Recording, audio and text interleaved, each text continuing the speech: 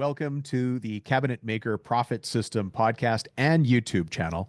Today's guest is Clint Padgett. We're going to be talking about project management for contractors, how to get jobs done faster with less stress. Now, Clint is incredible in what he knows about project management. I really want you to listen because he's actually going to bring a global perspective from the Olympics and FIFA World Cup and Coca-Cola to bear in this conversation, if that's not cool enough on its own. Now, he and I have already done the interview, so I know this is coming up, which is why I talk about it in advance. I don't have mystical capabilities. But he is going to talk about something about how people act and react in different situations, which is interesting because that's the very first chapter of the Foreman and Leadership 101 training that we run. And if you ever want information on that, send me a text message and just say Foreman Leadership, and then we can dig into what Clint and I uncover amazingly in this episode. Let's get to the episode and see what Clint has to say.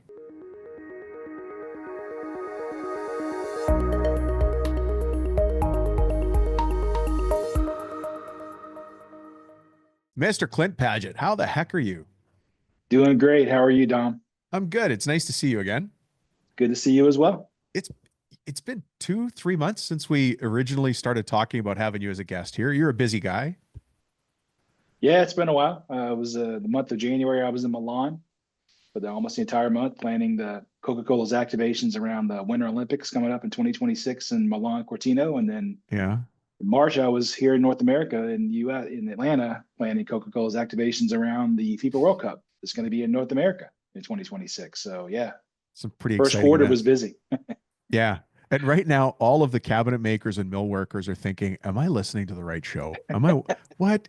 You got a project manager who's doing Coca-Cola activations for FIFA World Cup and the Olympics. But that is first why it took so long to get you here. And second, why I'm so happy to have a cool guy like you talk about project management and how it works. And we're not talking about installing cabinets. We're not talking about installing those big blow up things at whatever event you're doing for FIFA. We're talking about managing projects with less stress and doing it on time and on budget. 100%. Love it. Totally agree. I'm going to ask you a question here, Clint. Let's go. Clint Padgett, who the heck are you? And how is it you come to be speaking to all these forward-facing millwork and cabinet shop owners all over the world? Well, I can promise you this is not what I expected to be doing. What, you mean this show or just no, this project management stuff. Okay. I came to it circuitously as most good things seem to happen. I grew up in rural South Carolina and right out of high school, joined the Navy, spent 6 years in the Navy and knew I wanted to be an engineer my whole life. And so got out of the Navy, went to Georgia Tech and have a double E degree from Tech. And that's my first job after Georgia Tech is what got me into project management. I basically went to work for Coca-Cola. And if you're ever in Atlanta, Georgia Tech sits on one corner and the opposite corner sits to Coca-Cola. So it's a pretty easy commute to walk from one to the other. And we had a project when I first got to Coke, we had a project that went so badly that our engineering manager got fired. And we said, okay, we got to get better at managing projects. So we went out and found this company called Project Success and this course called the Project Success Method. And I went with a bunch of my colleagues from the company and went and took this class and just absolutely loved it. Loved the process, loved the way you have to think logically about it. And so I left Coca-Cola and went to work for this company thinking I'd do that for a couple of years, have some fun, and then go back. But I ended up liking the job so much that 31 years later, I'm still doing it. So I never left. And well, along and look the at way, the cool stuff you get to do. Yeah. So, I mean, for those of you who are not into the Olympics and those major sporting events, we've also planned some pretty big projects in New York City as well. Some big construction projects like One Bryant Park, which is the Bank of America building, PricewaterhouseCoopers headquarters. And there's 2 or 3 others I could throw out that we were the owner's rep on those projects. So the nice thing about the tools we'll talk about today are they can be scaled up to do a major 50-story building, an execution of a worldwide sporting event, or in your own little shop, whether it's, to put it bluntly, if I can figure out a way to streamline my process and I can build more cabinets in a shorter period of time or the same amount of time, I make more money. And that's what we can do no matter what your project is. Yeah. I love the fact that you're here because you're bringing that perspective. We kind of talked about this in our pre-show, but the challenge that I have, and I have to remind myself, but all of us have this, right? If you're in Toledo, or if you're in Tucson, or if you're in Toronto, or let's choose another country, Tauranga, New Zealand. Those are all T. You see how I did that with the T's? Well played. If you're in those places, you think the world is Toledo, or the world is Tucson, or the world's Toronto, and it's not.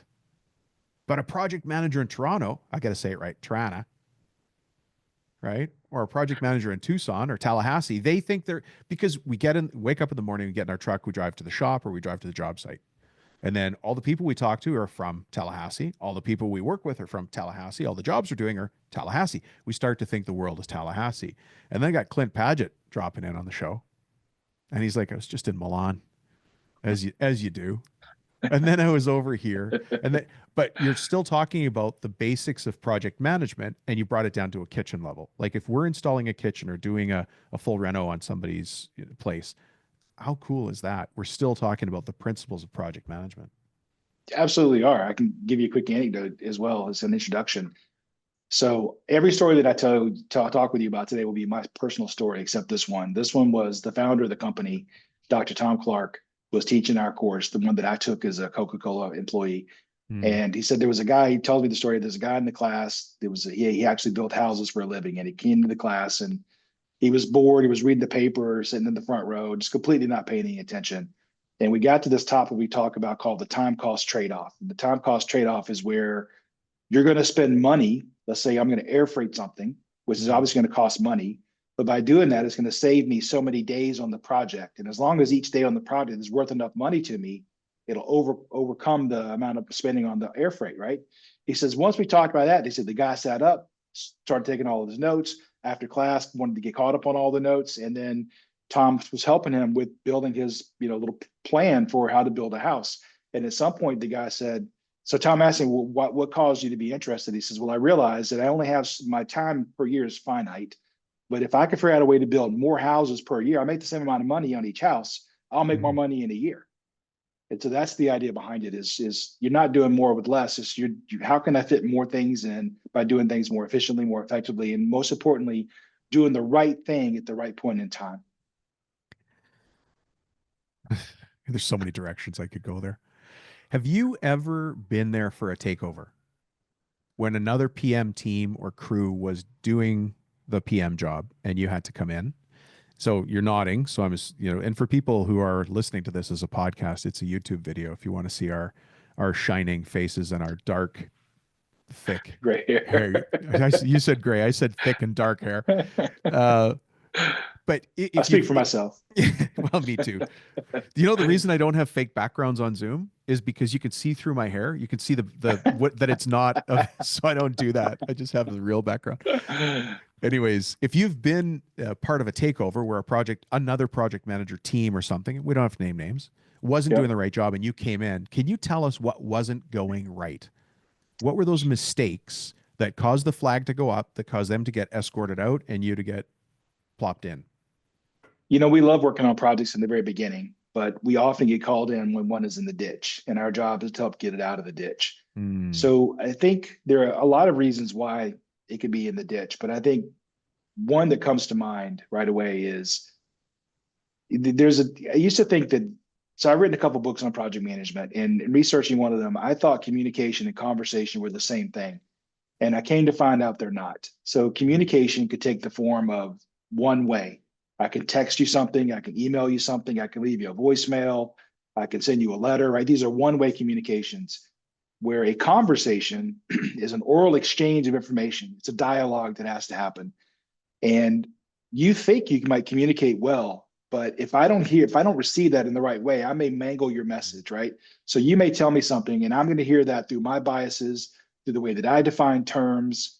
But if we have a conversation, I can ask clarifying questions. I can say, well, Dom, when you said turn left, do you mean like right now at this driveway, the next intersection, or the next traffic light? Which left do you want? And by having a conversation and asking these questions, I'm able to get a better understanding of what we're trying to accomplish.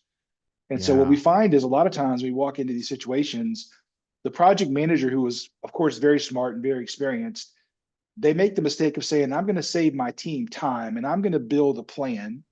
I know how long things should take and I know the order they should be done in.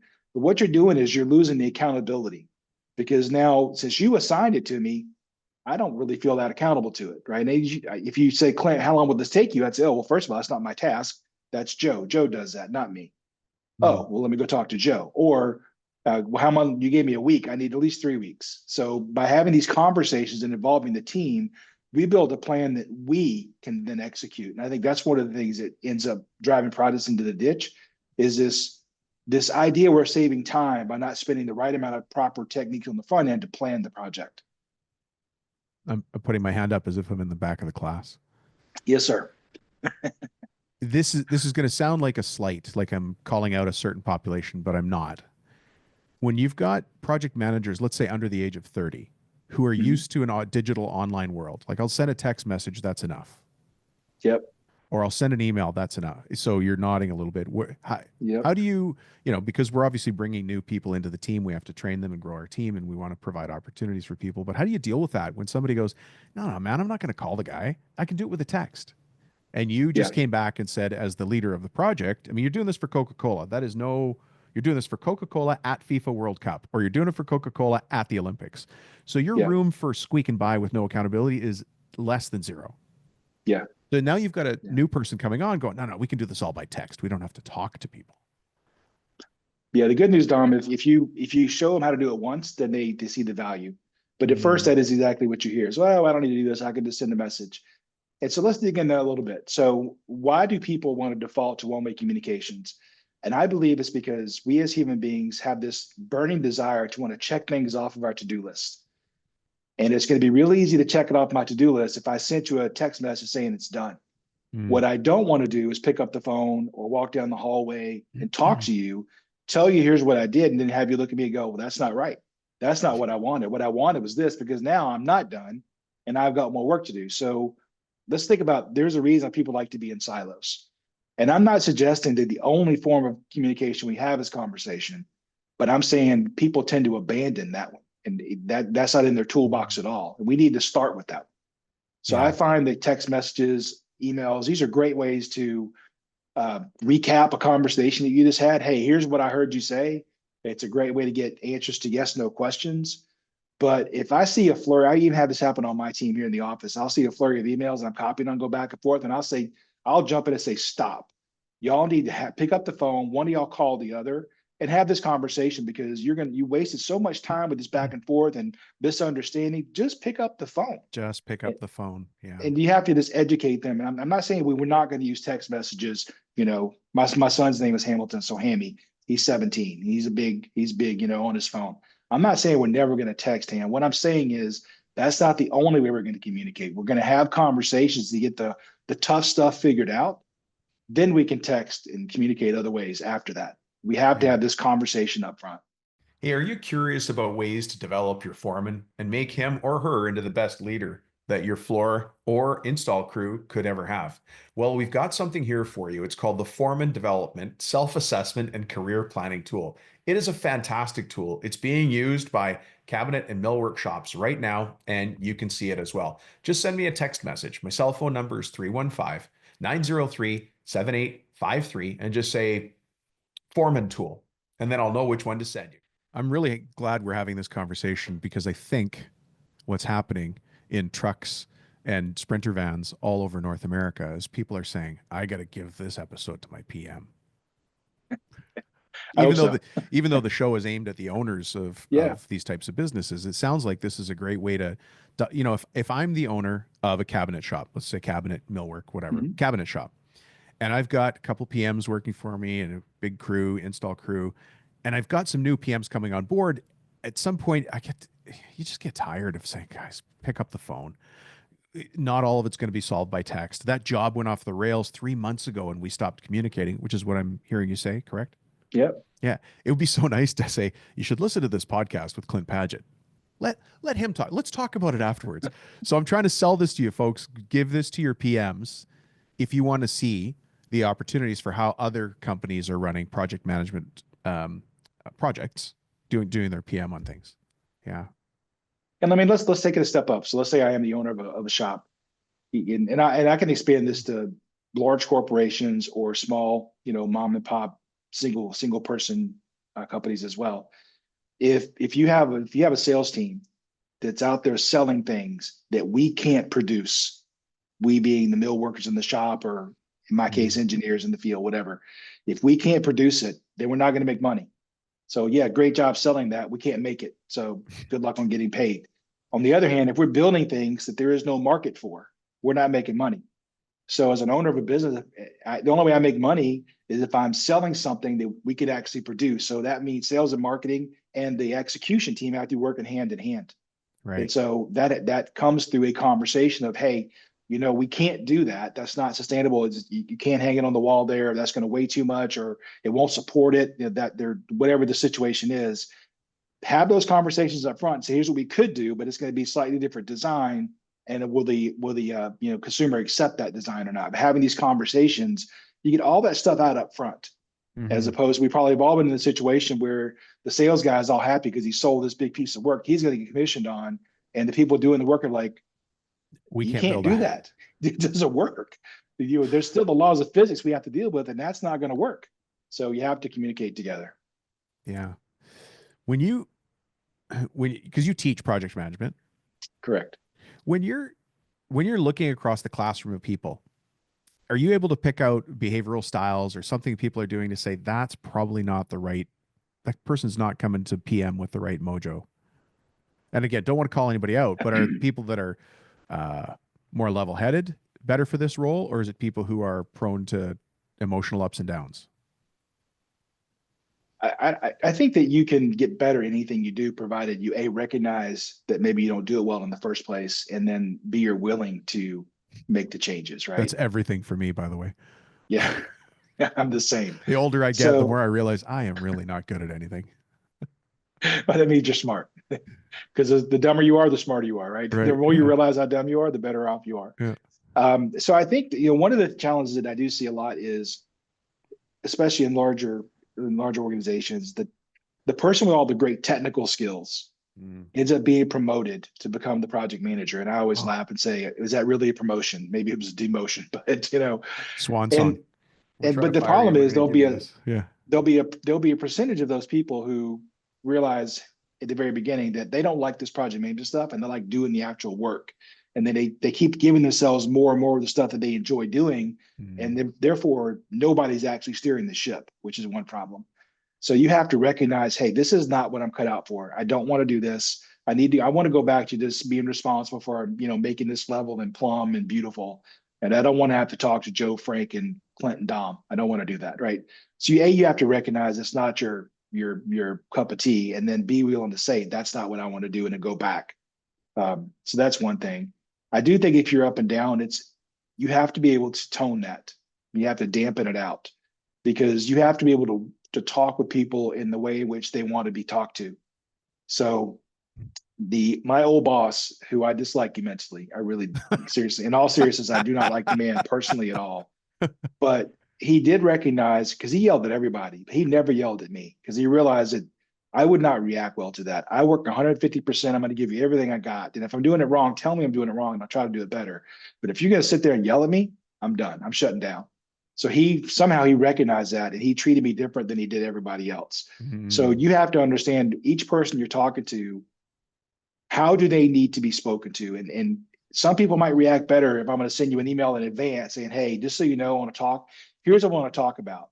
So they don't get their stomach all up in knots about, oh, what's happening. And just, other people are like, hey man, I'll be there when you want, and just we'll talk about whatever. So you have to be able to do that. And you can't get too high and too low, because actually, as a project manager, you are the shock absorber.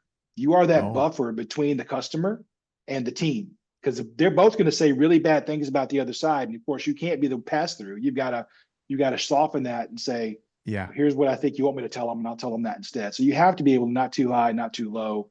Don't be screaming and yelling, because bad news, that's the other thing I'll say is, bad news is going to happen in project work. If there's no bad news, and you're not doing tough projects. Right. And I'm okay as a project manager with bad news. What I'm not okay with is bad news you've known about for weeks, and you were not telling me in the hopes that you'd fix it before I found out, because you never are able to fix it. And now what's happened is we've lost 6 weeks of where I could have fixed it. And now 6 weeks is in the history, in the rearview mirror. Yeah. So, and we've that's seen up that to before. me. Yeah, that's up to me to set the tone that I'm willing to accept bad news. Yeah. I was just thinking about a situation with an architectural mill worker. They had acoustical panels coming in from Germany because, of course, those are the best places, you know. For, but now we're talking about ship freight, and if that ship or boat is stuck or that container stuck for any reason, well, and it was, and somebody forgot to move that information up the chain, and of course now we're ready to go. The acoustical panels are the thing holding the project back, and of course nobody's happy with that. Which leads me to my next question, actually. By the way, I really liked what you just said. As the project manager, you're the shock absorber on the project. You are. That is great. You just mentioned different people like to be communicated with in different styles. And we do something here called foreman training, foreman in leadership 101, right? Because there's nobody out there training the foreman. And the very first module is understanding people's behavioral styles. Do you use DISC, the DISC model, I or know what it is. I've Myers-Briggs? taken it before. Yeah, and nobody has to, but it's just a Yeah. convenient way to hang things on the shelf and say, okay, the kind of person who wants the advanced email that says, hey, I'm going to call you in an hour. I want to talk about the following three things. That is a certain behavioral style. And when you realize that that's how that person likes to process things, that's a great way to do it because they don't get freaked out, even if it's bad news. They're like, oh, Dom wants to talk to me about the budget, the change orders, and the elevator access. Great. Yep. But if I call that guy out of the blue, he just locks up. Then you've got the other people who are very outgoing and they want to have a long conversation. That I might have to tone down. At any point about anything, yes. Right? And there's two other styles, but we cover that in the foreman training because it's so important to know. And I'm so glad you said it. Not everybody reacts to the same leadership style. You know, it's also going to be cultural. When I'm in Japan, which is one of my favorite places to work, I love Japan. But there, you have to get them homework. So you can't just say, hey, we're going to have our kickoff meeting on Monday. That doesn't work. You have to say our kickoff meeting is on Monday and make sure you have thought about these things before you come, even though I don't need you to do that. But if I don't do that, they get all stressed out because they don't want to show up in the meeting unprepared, even though the meeting is to get you prepared. So you have to be able to tell them that, right? Say, all right, look, here's your homework. And so I know it's not going to be used, but I just give them that because that makes them happy. And then they show up, they're all happy, they're prepared, and we probably never touch half of what they did, but that's okay. That's okay what they because they feel prepared, right? So there's a cultural overlay there as well. We have a lot of that in North America with Hispanic workers, and you know, maybe we'll get an expert on to talk about the intermingling of different cultures. But you brought up something that actually happened in one of our. We've got a team of coaches here, and we all talk amongst ourselves about the different challenges our clients have, and one of them was this: we've got a young project manager in a company dealing with an old and opinionated subcontractor. And so the sub is basically telling the PM how he thinks the job should be going. And this PM inside the company is like, that's not how it goes, but I can't get through to this guy. He just yells at me. He tells me that's, you know, if it's something as simple as how a wall should be built, because that's what the plans say, that sub has an opinion that says that wall's wrong. The engineers don't know what they're talking about. How do We've you never heard that before. Well, there you go, right? And yet in Toledo, I think that only happens in Toledo with Acme GCs and Acme subcontractors. So how do you give us, you know, walk us through that as if you're in the front of the room talking about this to a training class, or so maybe even better in the field? Oh, it did. No, this actually happened to me. Yeah. So when I first started my career in project management, I was 31 years old because I said I was in the Navy first and then Coca-Cola. And so I go to work at Caterpillar on a project in Peoria, Illinois. And back then, if there was 25, 30 people on the team, it was not unheard of to have 5, 6, 7 people have 30 to 40 years of experience, just a lot of super experience, what we call the gray hairs, right? Just long in the tooth, been there forever and know how things get done. So I will go into this planning session and the guy looks at me and he says, son, how old are you? And I said, I'm 31. He goes, I've been doing my job longer than you've been alive. What could you possibly tell me? And luckily for me, here's what I told him. I said, well, I'm not here to tell you how to do your job. I'm really happy you know how to do it because I'm relying on you to do your job. I'm here because I need to pull a plan together that takes your expertise and Dom's expertise and Frank's expertise, put it all on a paper. And then what I really need to capture is what do you need from other people that if they're late is going to make you late? And what other people need from you? And we're going to lay this out together in a collaborative conversation. We're going to figure this all out as a team. And that worked, right? So to answer your question about the young PM, what I would do is I try to just try to get him off of his, the person who's yelling at him, just see if we can calm him down a little bit. Sorry, well, look, why do you think it's wrong? So help me understand, because here's how it's supposed to work. At least my understanding of how it's supposed to work. Even in my head, I know I'm right, but I'm not going to say that. And so you clearly have an opinion that's different. Why do you think that is? And if you really think the engineer is wrong, then let's get the engineer in. Let's have a three-way conversation. Let's figure this out. Back to your opening premise. Let's have a Yeah, conversation. exactly. Yeah. That's, I'll bet you anything that little piece of your interview is going to get clipped and shared, because that's really cool. Dealing with that, you've got somebody coming at you with kind of an aggressive stance. Like, what are you going to tell me in 31 years? This is my second marriage. My second marriage was 31 years, right? And like, there's nothing you could tell me, but you just deflected it by saying, I'm not going to tell you anything. Yeah. Yeah. It's not my job. Not I'm here to glad tell you you have anything. 31 years. Yeah. I'm glad, I'm a traffic cop. Yeah. You be the strongest car, the biggest dump truck. It doesn't matter. I'm just a traffic cop. Exactly. That's all I am. If, let's go back in time.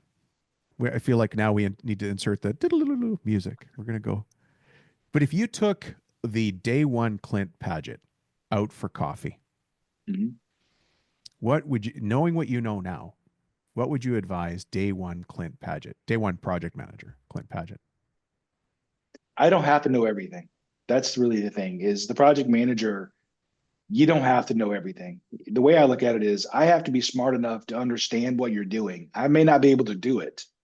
Like I can't design it and I can't hang it, but I know how the design works and how the hanging works. And I'm going to rely on each of those experts to do that.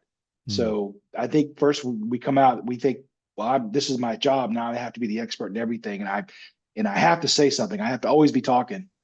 And I would also say you have 2 ears and 1 mouth, and you should use them in that ratio. You should do a lot more listening than you do talking. That doesn't mean you're the wallflower. It doesn't mean you're weak or you're backing down. But, to me, it's, what is the old saying? Better to be silent and be thought a fool than open your mouth and confirm it. I mean, just listen. There are people around you that have a lot of information, but you can never lose control. That's the flip side is you can never lose control of it. You have to say, you let them talk. But at some point, you have to reestablish, okay, that's great. Understand it. Thank you for that. Let's go in this direction. Let's how we're going to get there and bring that out. That's what I would tell myself. Yeah. Interesting. Well, I hope one day you get a chance to do that. Wouldn't that be cool? Go back in time. Very different. Yeah. Of course, you'll probably project manage the machine that allows us to do that. Maybe. Keep it all for myself. If you're allowed to, can you tell us what cool PM projects you've got? I mean, you already talked about the Olympics. You already talked about FIFA World Cup. Is there anything that you're doing that's cool in the future that you can mention? I'm doing a couple other projects. One is an innovation project that's reformulating some different products. Probably all I can say on that one. No, I really, in our own company, we're doing a certification. We have a certification that's going to be coming out. That's really more about how do you. It's more rather than just it's taking a test, but at some point it's more about how can you really do the work, as opposed to can you just pass the test. So, love it. And then working on my third book, but no, that's. Well, tell us about your books. Actually, why don't we start to wind things down? Tell us about your books, and I'm sure some people are going to want to contact you or find out more. So maybe give us that part of Clint as well. Yeah, I appreciate that. So the first one came out in 2009, and it's really more of what I call the blocking and tackling of how do you plan and control projects. It's called the Project Success Method. You can get it on Amazon. And the second one came out 4 years ago on January 6th. Something else happened around that time, if I recall. I don't know. Anyway, it's you may have missed the launch of that book because of that. Yeah. But that's called How Teams Triumph, and that's really about the people side of managing projects as opposed to the tactical side. This is more about the people side. Yeah. And you can also find that on Amazon as well. You can reach me I'm on LinkedIn at Clint.Padgett. You can reach on our website, projectsuccess.com. Happy to talk to anybody about anything. Yeah. Lots of ways. By the way, the team book is the one that I met you through. So I'm very, very appreciative of that. Well, thank you for being a guest on the show. I love it. In my mind, there are so many wisdom pieces that you dropped on us. The one I really love is the project manager. You're the shock absorber.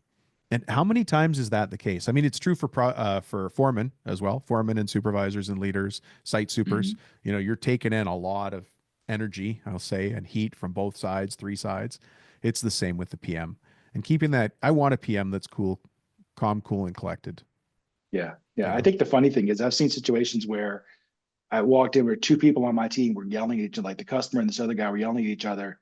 And I sat and listened for a minute and realized they were saying the same thing. They were saying it two different ways. So they were assuming the other person was wrong. And I had to jump in and say, wait, wait, wait. So here's what I think you're saying. Here's what I think you're saying. You're saying it the same thing. You just say it in different ways. And they both had to, kind of shamefully hang their head and go, yeah, you're right. And so they were actually agreeing, but the way they communicated was through yelling at each other, and they just Their got tone. sideways. Yeah. It's there, I don't know if you've ever done this exercise, and you're a trainer, as am I, but Mhm. there's a line that you can say, like just one simple sentence. And if I inflect one word more than another, it completely changes the sentence. And I can evoke a different emotion in you by how I say the sentence. So I'll just use a very simple version of it, okay? I never said you stole the money. So that on its own is just a sentence, right? Now, folks, Mhm. if you're going to use this with your own team, don't say I never said you stole the money. The other version is I never said you were pretty, and that's a funnier one. But you guys will know what I'm talking about. Be very cautious when you unleash this on the public. But Clint, just for a sec, let's use the sentence I never said you stole the money. So how I talk to you changes how you're going to pick this up, right? So I Mhm. never said you stole the money. That means something different than I never said you stole the money. And that falls different than I never said you stole the money. And that falls even different than when I say I never said you stole the money. You see where that goes, right? And then you just keep Yeah. going on. I never said you stole the money. Yeah. And then I never said you stole the money. They're all completely different, Yeah. right? And some of you are laughing. Do not try. I never said you were pretty with that exercise with certain people in your family. You will get in a lot of trouble. You're working on a second marriage. You were gonna, or maybe the third. But to your point, when we're having this conversation, we're not. Um, we're both trying to say the same thing, but we're not listening to each other. It could be my fault. I have to think: did I say something wrong to set this person off, or did I communicate wrong two Mhm. weeks ago, and he's still mad about that, and so now he's coming back, guns blaring, right? So, Well, I think I'm glad you're talking about that because I think that's an important point. And so what you're really getting across is tone matters, right? And mm, when I send text messages, there's no tone, right? I great don't care how many point. emojis you use. There's no tone. It's just so you can then interpret when you read that to yourself. You can highlight any one of those words you mentioned, You're right? right. And That is, so that's one yeah. thing. So now if I can at least have the phone call with you, then I can hear which word you're actually emphasizing. But then I could kind of tell whether you're laughing when you say it, and I'll get the idea of whether you're just joking with me or you being serious. If I Mm, take it up another step and now we're doing a Zoom call, I can see you and I right. can see the facial expression of whether there's actually laughing in your face or not. And then if I actually see you in person, I can see whether you're tensed up and because you're mad about something. Because sometimes your face can be non-expressive, but your body, you're tapping your leg, and you can see. So each one of those gives Clenching you my, more context. Absolutely. yeah. Clenching your fist, get ready to punch. Well, just out of stress. Yeah, I know. Oh, Clint, you know what this means? You and I could have another episode soon. So I Yeah, appreciate your time, great. but I don't want to take all of it. Folks, thank you very much for listening, and I hope you take Clint's wisdom to heart. Thanks, Tom. Have a great day, Clint. You too, sir.